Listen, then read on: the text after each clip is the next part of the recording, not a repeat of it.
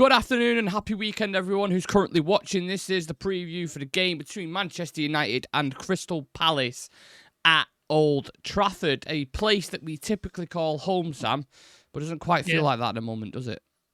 No, the form at home has not been... I mean, it's been shit, if we're honest, isn't it? Battered by Bournemouth, battered by Brighton. What was the game before that as well? Did we lose that one as well? My memory's not great. Yeah. First person to ask, to be honest. So, yeah, it's not been great at home. Away, different story. Got some results, not the performances. But I think last night, at time of recording, with the FCSB result and the second half performance in particular, there was a bit of hope there for the first time in sort of like how we were playing and things were looking. So hopefully, and again, we say this all the time, hopefully there's something there that can carry on into this game, because my God, we need a performance at home because it's been a while since we've had one. Well, you mentioned the FCSB game. It is a quick turnaround because that was literally last night, and then we play on Sunday at 2 o'clock. What were your personal biggest takeaways from that game that you think you can take into this? I know you touched on it slightly then, but just a bit more depth. Yeah, Garnacho's maturity. He's adapting to that 10 role. I thought that was the best performance he had in that role. A lot of cutbacks, a lot of balls across the box. He was coming inside a bit more rather than hugging the touchline. So I thought that was really, really good. Manu in the 10. Really enjoyed seeing that. Like, I thought that was...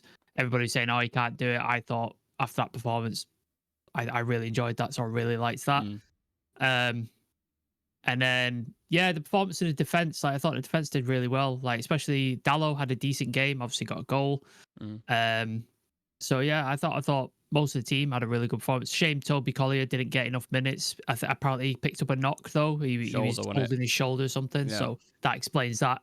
And Malacia's basically, he's just not up to it, is he? If he United, he's just not like it. No. So they were the only disappointments, but apart from that, decent. Those are the things that I sort of pointed out, and I really liked. Yeah, what do we think of the best solutions at the minute then? Because obviously Amarin said this in his post-match presser straight after the game. He was like, obviously I need time to find where certain players fit and how they deal with the demands, etc., etc. But as we look at the squad right now, as it's his, I don't know what, 18th game in charge next or something, 19th potentially. Where do our current crop of players fit in the best positions for you at the minute? Because obviously there's still some question marks, but where are the definites in your opinion? I think there's a couple who are quite versatile, so they could fit in a number of positions. I think Ahmad is equally as good at right wing back as well as the 10. I don't think he's could do a good job either in either way. Yeah, I think you could put him either one and he'd be fantastic. I think Mazraoui's starting to nail down that right centre back rather than be a full back. Is he the best there? Do you think? Like I know him individually. I don't mean that that question. Out of the options that we've got, is he the best option there? Yeah, because I think De Ligt is better as a central one. Okay. I think he's better there. I also don't mind him as a right side. No, as right side, like, as an option. Yeah, great. Yeah. I think if I was going first choice, everybody's fit and not tired, Mazraoui would probably be the first choice there. Yeah. And then your left-sided at the minute is probably Leacher and the form he's in, isn't it? So they're the sort of two nailed down, I would say. Our fullbacks, we don't really have options. So, like, wing-backs, like until Dorgu comes in, we're kind of stuck with what we got. I think Ugarte is nailed down that 6th spot. I don't think there's anybody else who could play that. I think he's in there.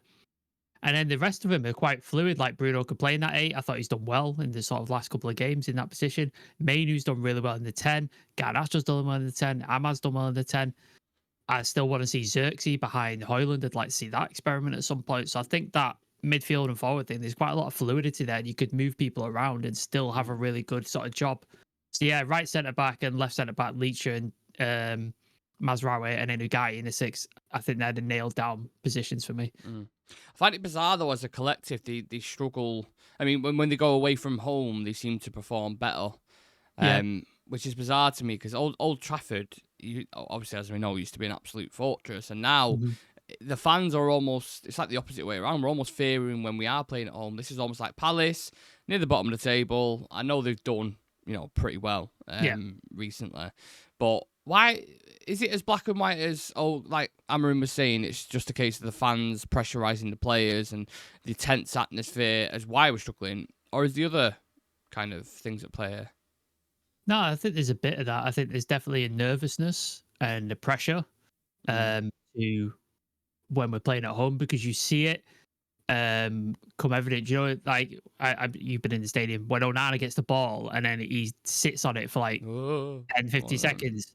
No, people are like urging him to get on with it, and he's right. I think, and they're like putting pressure on him, and then eventually he just goes off it and kicks it long, and then we lose possession, and you're like, and then the crowd's like, for fuck's sake, like stuff like that, or stuff when Garnacho used to run in and everybody's just begging him to pass it, like cut it across, and he shoots and it goes over, shit like that, like stuff like that. The crowd, the patience has gone for that now. Like we just don't have any in Old Trafford. So as soon as one, two things that happens, the crowd starts getting on the players' backs, and I don't think a lot of them have got the mentality to deal with it.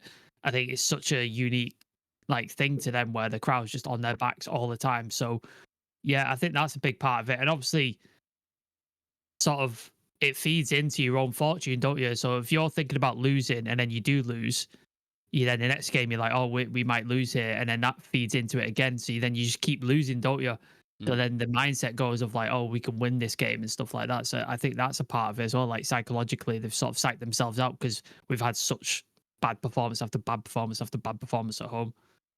I wonder if the consensus amongst fans is still a lack of trust going into this one. I know we probably feel like that we're still not fully trusting this side. I mean, they could easily get beat by Crystal Palace or drop points, and it would not surprise me at all. But those kind of performances to put in Europe is great and nice, and it's a platform to build on for sure. But I think people have to remember as well that FCSB are not a Premier League level team. You know, you're going to be dealing with other threats who we'll touch on in a moment, like Mateta and Eze and these kind of guys, and they have much better defenders in Gay, and so I think that side of it's going to be difficult. But for Palace, for some reason, whenever we've seemed to play them, they just seem to be an absolute bogey team for us. I don't know why. I mean, we haven't beaten them for a few years. I don't think. I think under 10.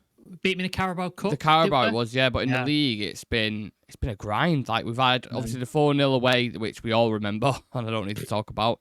Casemiro, Johnny Evans at centre back. We've had the ones where Casemiro's been sent off, where he's gripping Will Hughes by the collar. Really weird games with these like draws, a lot of draws. And we had this season under 10, it was a 0-0 draw, wasn't it? I think. Xerxes played up top, didn't he? And we just couldn't score for some reason. Didn't get a goal. I know Onana made that incredible save, didn't he, with Eze? That double save. So with Palace as well, it's been weird because they've started off really, really bad, but then just in time to play us, conveniently. Of course, they've started to play some nice football. But specifically about Palace, what do you worry about when playing them? Is there anything that kind of red flags that stands out? It's a weird how they've not sacked the manager, got another one in, because that's normally what happens to us, isn't it? Every time we go play a team, sack a manager bounce, and we get absolutely slaughtered. But I think well organised, which is always an issue for us, apparently. Anytime we play a team that's well organised, well drilled, we just seem to capitulate, and I think you get that under Glasner. A lot of their players are starting to hit form. The players you mentioned, Mateta starting to score again. Eze's always an issue. He's always a problem. He's their sort of spark in the team, which was Michael Elise previously.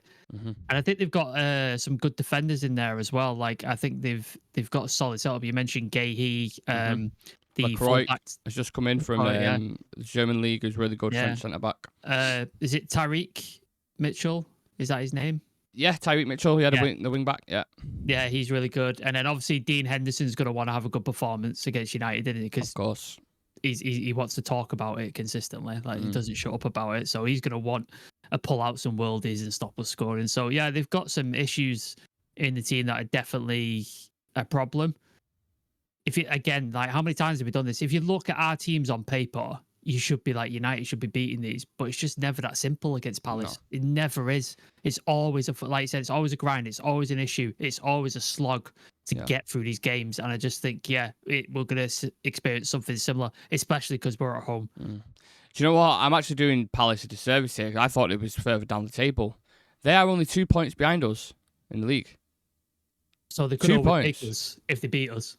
Yeah, they can. So they can go to 30. We stay on 29. They'll go up to 12th. We'll go down to 13th. I didn't realize it was that close between the two teams. That is mad. It's both got the exact same goal difference as well. That whole from 15th to about 9th is like quite tightly packed in it. There's not much sort of difference in there.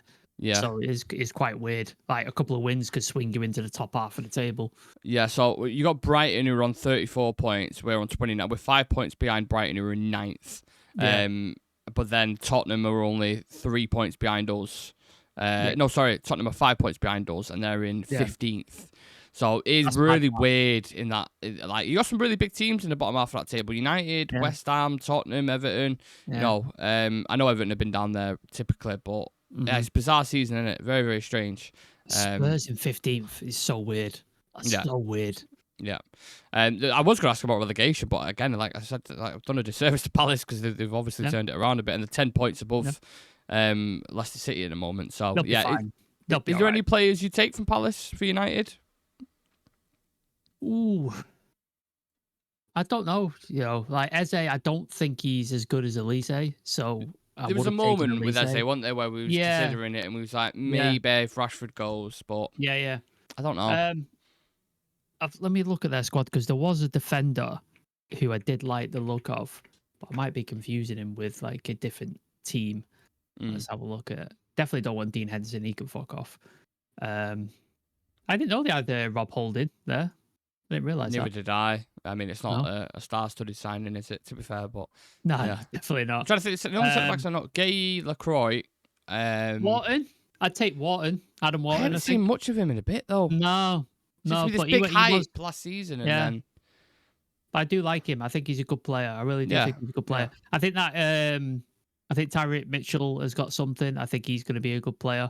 And that Munoz has been good for them as well. Daniel Munoz, he's been really good for them as well. Scored some goals. So I'd probably take, Tyreek Mitchell or Wharton. I think those would be the two I'd look at. But I wouldn't pay a lot. I wouldn't pay a lot of money for him. Put it that way. Who would have thought it? A South American fullback. I mean, there's fucking loads of him in abundance at the moment, especially in the Premier League.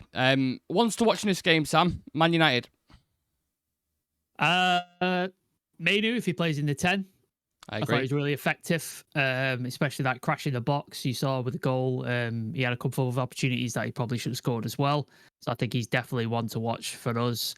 And whoever plays sort of that right fullback, whether it's Ahmad or Dallo, I think that's going to be an opportunity as well because that left-hand side seems to struggle quite a lot because it's Malacia who's not up to it and then Mazraoui who's not the wing back that we need, hence why we've bought Dorgu. So, I think that right-hand side is going to be important for us. So, our left-hand side, Palace is right, or our right-hand side, Palace is left, you mean? Our right, their left. Right, okay, interesting. They've got players like Ismail Sarr, who are rapid and good runners, which we struggle with runners, and Mateta as well as another one who's he's a bully, always, he's a bruiser. Big bruiser. Maybe that's why, like, I don't want to ruin my team, but if you put Maguire in with him, I agree. Match him up quite well. I think that'd be a good battle. Yeah. 5 quick fire questions. Do both teams score in this game? Yes. Does Cobby start in the 10 again? I hope so. Who will score or assist? Garnacho will score. Assist. I'll go Dallo. Should Maguire start? Yes. Prediction for man of the match? Bruno. Okay. Right. Let's dive into. Go on. You won't let me pick Ahmad or like thingies, so I'll have to pick someone else. Bruno. Talk to me through your team. It's on the screen. Yeah, well, I can't see your screen, remember? So let me just. That's why I'm telling you. Sent you. Yeah, I'll look up what I sent you because I can't remember what I said. Onana, because he's the Premier League goalkeeper. Bain didn't really have much to do last night, so it is what it is. But he's the cup keeper. Dallo on that right hand side because I thought he had a really good performance against FCSB. So I think I keep him in. De Ligt I thought was solid. Maguire for the reasons against Mateta. So I think that's a good matchup. Leacher, he's in a really rich reign of form at the minute, so let's keep that going. And then Mazraoui on the left hand side because I thought Malacia is just not up to it. Like he's just not up to it, and we haven't got Dorgu yet. So I think that we're gonna have to just cope with that for now. Ugarte and Bruno in the midfield. Ugarte got a nice rest against the FCB. I thought Bruno had a really good performance in that 8 position, so let's keep that. I've put Mainu in the 10 because I think we have to continue that. I think it's a really good performance. And then I was struggling like Ahmad or Garnacho because I thought Garnacho had a good game against FCSB, but Ahmad's had a rest and he's really important. So I was between it. So I've dropped Garnacho and I've put Ahmad there, but I wouldn't be surprised to see Garnacho as well. And then I've put Xerxes up top just because I think Højlund needs some time out of the team because he's struggling. He's really struggling. So I just think he needs to be taken out of the team for a bit. A couple of things I'm unsure. I don't know. It's hard to predict lineups for United nowadays. Maybe Euro will be brought into it. I'm thinking about the pace of Palace. That's something I'd probably consider. Ugarte and Bruno, I think I can see in there because he's not going to drop Bruno. Mainu had a really good performance, so Ahmad and Mainu I'm happy with there. Xerxes is the one I'm like. Who else do you play though? They're going to play a back three, right? Or a back five, whatever you want to call it. Yeah. So you might be right in the case of Højlund's going to be just wrestling centre-backs again, and he's just going to be trying to find space, whereas Xerxes will drag him out, and Mainu and Ahmad can kind of operate in those gaps. So maybe Xerxes will start there, but the wing-backs, again, that's hard to guess. Dalot does perform better for me on that right-hand side, but even then, Mazraoui suits the right-sided centre-half better. It's like, do you limit the left-hand side by putting Dalot there and putting Ahmad at right wing back, or do you put Dalot at the right hand side where he's effective, and then you sort of just have to deal with? I do want more from him though on that right hand side, Dalot. Yeah, like, he needs to put more crosses into the box. He needs to be more do what you're good at. Don't see that nowhere near enough. I think a lot of them are too bothered by defensive duties, and they completely forget where they're at. You know, you're a wing back. You're supposed to be attacking. But yeah, let's see what the team is. We'll be live for that on Sunday. Don't forget, make sure you come and join us for the pre-match coverage and post-match coverage as well. With everything that's been said, what are we going for? Score predictions? I reckon ours are going to be the same on this, but I could be wrong. Okay. Sam? I'm going for a really boring 1-1. I'm sorry. Mine's the exact same. 1-1 draw. I wish I could give you something different, but I just think it's going to be a real slog. I don't think it's going to be a quality game. I think expect something similar to Fulham, where we keep nice possession and we pass it around and stuff, but I just don't think there's going to be that threat there. So, 1-1's the best I can give you. Yeah, best way to describe it fucking stinks of a 1-1. 2 o'clock on a Sunday, Old Trafford, so they won't want to lose again, but we won't get that win. It'll kind of be the settler where it's just a point, and we carry on, and Amarin's still building, and you'll hear all that after the game. So I think so. But we would love to hear your thoughts. More importantly, get them in the comment section. What score do you think this game is going to be? Would you keep Kobbie Mainoo as the 10? What's going to happen with Garnacho and a few others? Obviously, we have reports as of today, because we're recording this on a Friday, that Marcus Rashford could be going to Aston Villa on loan. They're interested. Tell has rejected Tottenham as well. So, it's going to get quite crazy over the weekend. Quender's apparently being earmarked for summer as well, according to David Ornstein. So there's another wing back there as well. What day is this going out? Are we putting this out on the Friday night or Saturday? So please do go check out our interview with should we plug that? Interview with Carl Anker. We did a really long, in-depth interview with Carl Anker. It's funny, it's informative. It's one of the best things we've done. Me and Nick are really proud of it. So please do go check that out. And if you're a member of the channel, there's a really special video resulting from that's dropping on Sunday. So keep your eyes out for that if you are a member, because that'll be coming as well. So please do keep your eye out for that. And please check out the video, like it, comment it, leave some feedback on it. We'd love to hear what you think. And we just appreciate Carl for coming on, because I really enjoyed it. Yeah. And also, if you just want to drop Carl a DM or comment on his post saying you loved it on Real Red, I mean, that'd be great. Yeah. Great feedback for us. So we'd appreciate that. But any feedback is welcome, and any feedback on this preview is welcome as well. There's going to be loads of stuff across the channel over the weekend, including what we just mentioned about Carl, but like everything else. I can't remember half the shows we're doing, but Premier League predictions, this preview included, pre-match, post-match, and everything else in between, the transfer stuff. So appreciate you all locking in. Please do hit that subscribe button, smash a like on the video for us to let us know you've enjoyed the content, and we'll see you guys in the next one. See you in a bit.